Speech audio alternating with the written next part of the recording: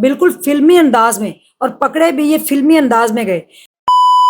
बिस्मिल्लाहिर्रहमानिर्रहीम, अस्सलामुअलैकुम नाजरीन। सबसे पहले करोड़ों दुरूदो सलाम मोहम्मद मुस्तफ़ा सल्लल्लाहु अलैहि वसल्लम पर और आपकी आल पर। आपको दो तस्वीरें नजर आ रही हैं, दोनों मियाँ बीवी हैं, बड़े मासूम चेहरे।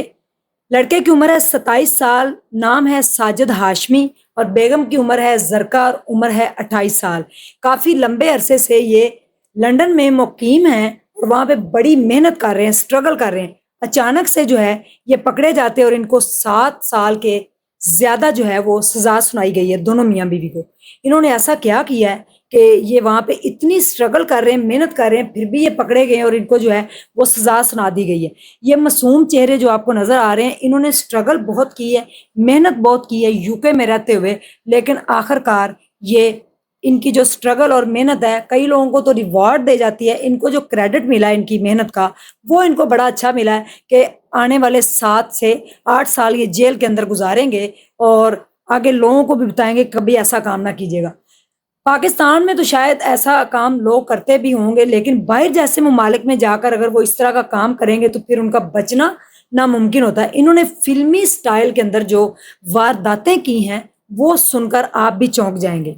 काफ़ी अरसे से मुकीम है, मेहनत करते, कहीं भी किसी स्टोर पे या कहीं भी जॉब करते तो उनको अच्छे खासे पाउंड मिल सकते थे। इन्होंने जब ये पकड़े गए हैं तो पकड़े जाने से पहले 1 साल तक इन्होंने जो काम किया, 50,000 पाउंड जो है इन्होंने अर्न किए हैं 1 साल के अंदर अंदर।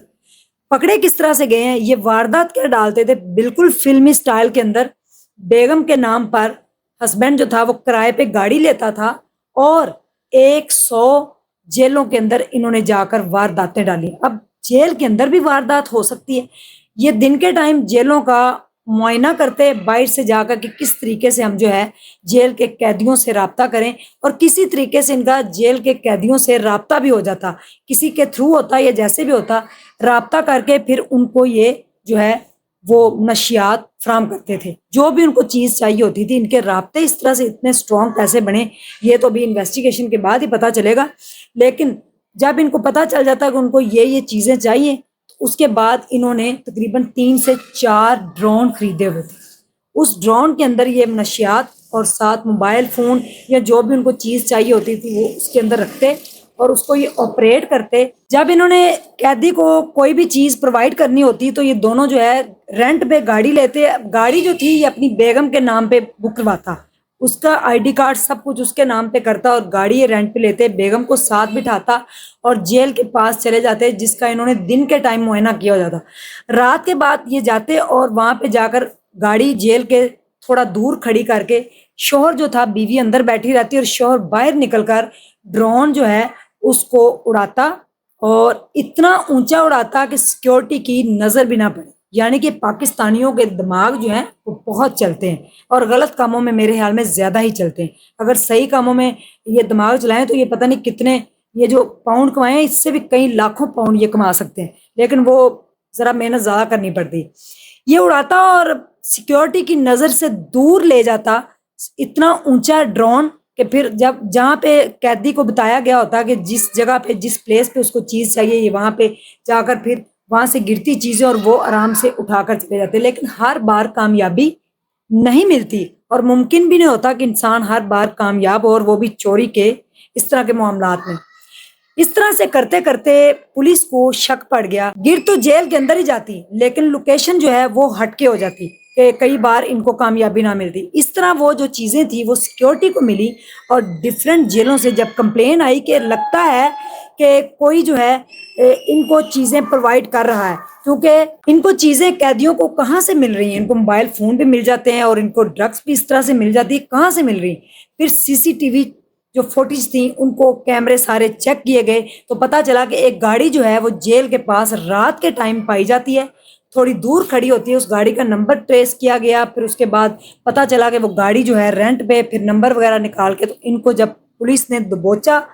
इनको पकड़ा, तो फिर उन्होंने बताया कि ये 100 जो है जेलों के अंदर ये वारदात डाल चुके हैं और बिल्कुल फिल्मी अंदाज में, और पकड़े भी ये फिल्मी अंदाज में गए। जब इनको पकड़ा गया तो उसके बाद इनकी सजा जो है वो सुनाई गई। बेगम को जो है वो 1 साल 4 माह की सजा जो है वो सुनाई गई, और जो हस्बैंड है उसको 6 साल اور 1 مہینے کی سزا جو ہے وہ سنائی گئی۔ اس طرح سے تقریباً ان کی کچھ 7.5 سال سزا بنتی ہے جو ان کو اب بھگتنا پڑے گی، اور ان کو جو جرمانہ ہوا وہ تو علیحدہ سے، یعنی کہ دیکھیں دونوں میاں بیوی یو کے لندن کسی طریقے سے پہنچ تو گئے، لیکن وہاں پہ جا کر اس جیسی کنٹری میں جا کر یہ کس طرح کی واردات ڈال رہے ہیں کہ جیسے ہم کبھی پکڑے ہی نہیں جائیں گے۔ ڈرون کو انہوں نے کیسے آپریٹ کیا، کتنا اونچا آپریٹ کرتے تھے، اور پھر کس طریقے سے اس کے اندر سے چیزوں کو جو ہے وہ نیچے ڈراپ تو کرتے تھے، لیکن بعض دفعہ وہ نہیں ملی، کسی پارک میں یا کہیں کسی اور پلیس سے ملی، جس کی وجہ سے جا کر ان کا شاطر دماغ جو ہے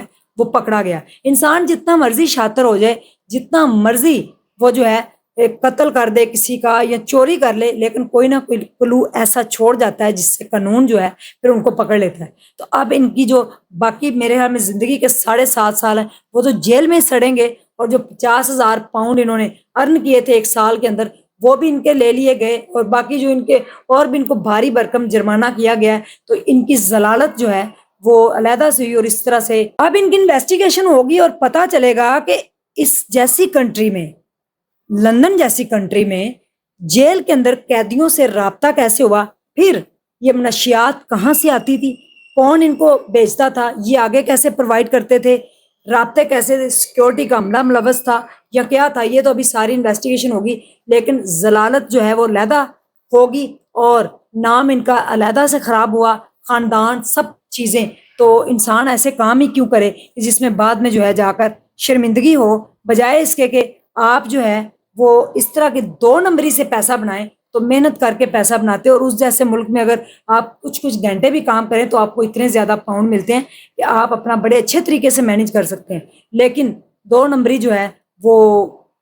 کہیں بھی ہو، کسی بھی کنٹری میں ہو، پکڑی تو ایک دن جاتی ہے، اور حرام کا پیسہ کبھی بھی نہیں ٹکتا۔ اللہ تعالیٰ اس میں آپ کو ضرور جو ہے ایکسپوز کر دیتا ہے، کیونکہ آپ نے جو حرام کا پیسہ کمایا ہوتا ہے وہ کہیں نہ ایک دن ختم ہونا ہوتا ہے۔ محنت سے ہاتھ سے کمانے والا جو ہے وہ اللہ کا دوست ہے، القاسب و حبیب اللہ، اللہ نے خود کہا ہے کہ محنت سے جو کماتا ہے وہ میرا دوست ہے۔ اور جو اس طرح سے حرام کے پیسے ہوتے ہیں، چاہے آپ جتنی بھی سٹرگل کر لیں، محنت کر لیں،